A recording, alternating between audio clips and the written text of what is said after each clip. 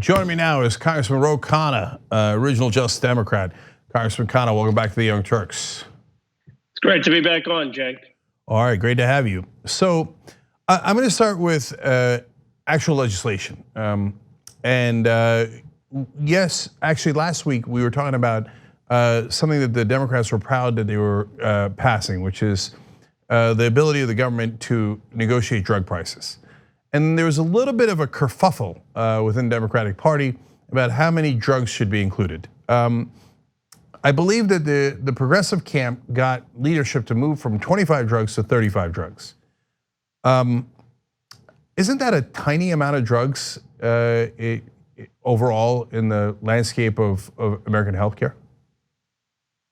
It is, Cenk. I mean, I don't understand it. We had moderate Democrats like Connor Lamb run on Medicare negotiation. I mean, this isn't Medicare for all. This is just saying that Medicare should be able to negotiate for the price you're paying for drugs, and every drug, in my view, should be covered. I really don't understand why not. Now, the CBO says, well, it's going to cost money administratively. So if I understand, if you say, okay, let's do 25, 30 drugs a year, but eventually over 5 years, we're going to get all of the drugs covered. But why we would cap this at 25 to 35 drugs makes no sense. If they say it's the most expensive drugs, well, maybe it's the most expensive drugs, but you can't then go to people and say the drugs you use are now going to be cheaper, because the chances that they're using just those 25 most expensive drugs are very low. So am I going to support a bill given that there's no other alternative? Possibly the progressives would, but the point is that this is far from adequate, and Lloyd Doggett, myself, Mark Pocan, and others have been fighting to have a bill that actually is Medicare negotiation. Well, the corporate Democratic position is nonsensical. It's going to cost some administratively, but the whole point is we save a ton of money by negotiating drug prices. The amount of money we save would wash out the administrative expenses immediately and overwhelmingly. So it's a preposterous point to make. So in fact, I was going to mention Lloyd Doggett insisting on making it 50 drugs and eventually 100 drugs, and the corporate Democrats vote no. It's unconscionable. And Mark Pocan, head of the Progressive Caucus, said that he's literally never had anyone explain to him why it can't be all drugs, that there's not even a justification for it. So why are the corporate Democrats doing it? Why are they limiting the number of drugs we can negotiate on? The only thing, honestly, that I can think of is the pharmaceutical companies' influence, and that there has been some deal that, look, we're not going to go beyond these amount of drugs. And the pharmaceutical companies are running disingenuous attack ads against some of our members of Congress, which is what I don't understand. I mean, they're running attack ads anyway on the 25 drugs. So you might as well then understand that they're not going to be the allies in this. They are going to be the opposition, and we ought to be willing to fight them and stand up for them, especially when in 2018, all our candidates ran on this. The polling shows 80% of Americans care about high prescription drugs. It's such a big issue that Donald Trump has talked about this in his campaign and his presidency. And this would be a clear way for us to distinguish ourselves from Donald Trump. I mean, if we said, look, we did this, Trump promised it, he didn't, House Democrats have delivered, give us a Democratic president, give us a Democratic Senate so we can get this done, that's a message. If we go, well, we did it for 25 drugs, 35 drugs, that's not as clear a message. So it's special interests. Yeah. No, look, that's exactly right. And my opinion is, as Congressman Khanna pointed out, one idea is they get paid by the drug companies, so that's why they limit the number of drugs we can negotiate. The other idea is that the Democratic Party is painfully stupid. They think that, the Republicans will not attack us in ads if we limit it to 25 or 35 drugs. Well, we know that's not true, and it's never been true. They attack you no matter what you do.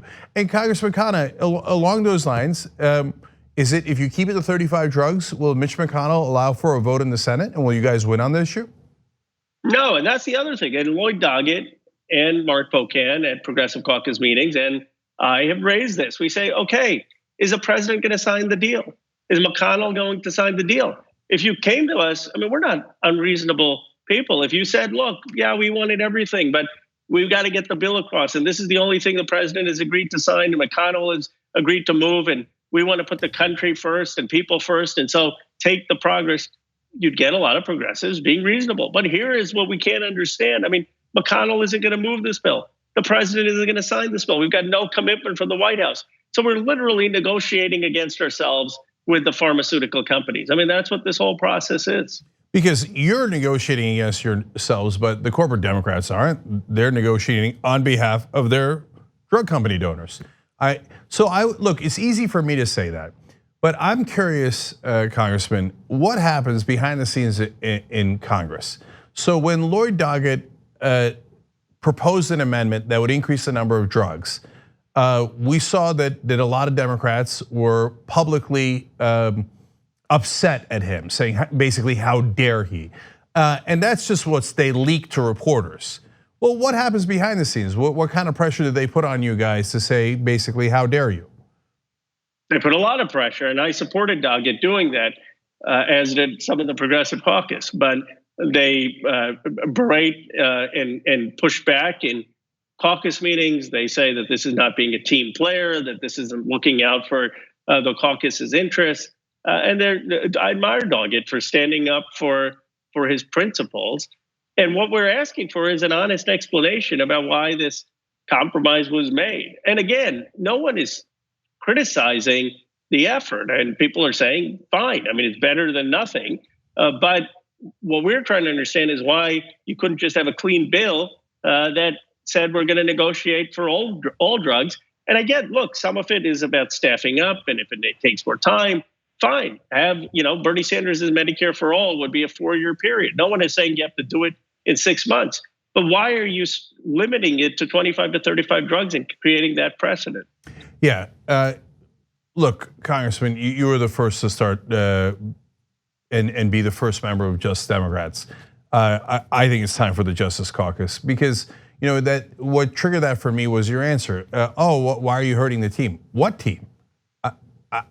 I don't know about you, Congressman. I'm not on their team. I'm not on the team that wants to help the drug companies by doing window dressing and only doing 35 drugs out of thousands of drugs in the country, and then giving drug company talking points to excuse it. I'm not on that team. So, I mean, look, I don't know that it's anywhere near close, but put aside a caucus if you want to. If you want to announce it, great. I'd love to have it, right? But even within the Progressive Caucus, is there conversations about, hey guys, can we just be honest and say we're not on the same team? That there are many things that we just disagree on, and there's nothing wrong with that. We have policy disagreements, and so stop saying we're on the same team when we're not. Well, I would say we are being increasingly blunt about where we disagree. I mean, there has been a huge fight on this prescription drug issue for the past 4 or 5 months. I mean, it's coming to the surface now, but Doggett has been raising this for 4 or 5 months, as have I, as has Mark Pocan, and some of the other members. And there are other areas we have pushed for defense budget cuts. We haven't gotten that. We're now pushing for an amendment to limit funding from Iran for a war in Iran. That is potentially on the chopping block. We on the Turkey sanctions that were passed, we wanted to make sure that they weren't overbroad or commit military troops into the Middle East. So I think that there is no doubt that the caucus is taking positions that are different than some of the mainstream status quo politics. You can question, and I know you always push us to be bolder, to be more willing to depart from the leadership, and it's a balancing act in how far we're going to push. But I do think we have been pushing more than certainly last Congress. So to that point, I want to ask you generally, because I think a lot of the audience might be under a misimpression that we're eventually going to vote on Medicare for All. There's no plans of doing that in this term. Is that correct? Unfortunately, that's correct. Yeah. I mean, we should. I mean, I've been pushing, Pramila has been pushing, saying we're having a hard time getting hearings, let alone a vote. We want a hearing, we want to vote. When the polling shows it's overwhelmingly popular with the Democratic electorate, it's popular with the general electorate, but certainly it's popular with Democrats. And here's what we're frustrated about. 2 of the 3 leading presidential candidates are running on Medicare for All. You know what? I said we can't even get a vote on Joe Biden's public option or Pete Buttigieg's Medicare If You Want It plan, which I totally disagree with because it's going to keep costs high. But we may not even be able to get a vote on that, let alone getting a vote on Medicare for All. And it's frustrating. I have the view that we all should have a vote on Medicare for All. Let's have a vote on the Green New Deal. Let's have a vote on increasing $2 trillion infrastructure bill. Let's have a vote on making sure that we have free public college. And people say, well, we can't lose these votes. I say, who cares if you lose a vote? I mean, the Congress isn't about winning votes. Congress is about standing up for ideas. But the view in Congress about the leadership is you don't bring something to the floor unless you can win. And if you have that view, well, we don't have the votes right now to win on Medicare for All. But it's just a different philosophy of how to legislate and make progress. I don't have a view that putting people on record, going on and having votes where you may have 130 votes this Congress, but we build to 218 is a bad idea.